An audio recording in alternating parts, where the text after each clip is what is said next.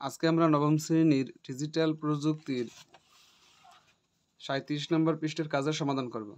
দেখো এখানে একটি ছক আছে, এই ছকটি তোমাদের পূরণ করতে হবে।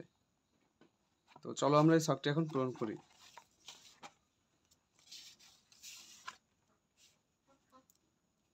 এখানে হবে সাইবার অপরাধের নাম, সাইবার স্ট্রোকিং, সাইবার অপরাধের প্রভাব, ব্যক্তিগত প্রভাব, পারিবারিক প্রভাব আর সাংস্কৃতিক প্রভাব।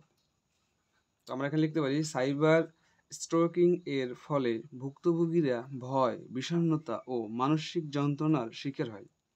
এর ফলে ব্যক্তি তার ব্যক্তিগত নিরাপত্তা হারায় এবং ক্রমাগত হুমকি ও অনিরাপদ বোধ করতে থাকে। এখানে লিখতে পারি সাইবার স্ট্রোকিং এর শিকার ব্যক্তির পরিবারের সদস্যরা প্রতিনিয়ত মানসিক চাপ ও উত্তেজনার শিকার হয়, কেননা তারা ভুক্তভোগীর নিরাপত্তা নিয়ে চিন্তিত থাকেন।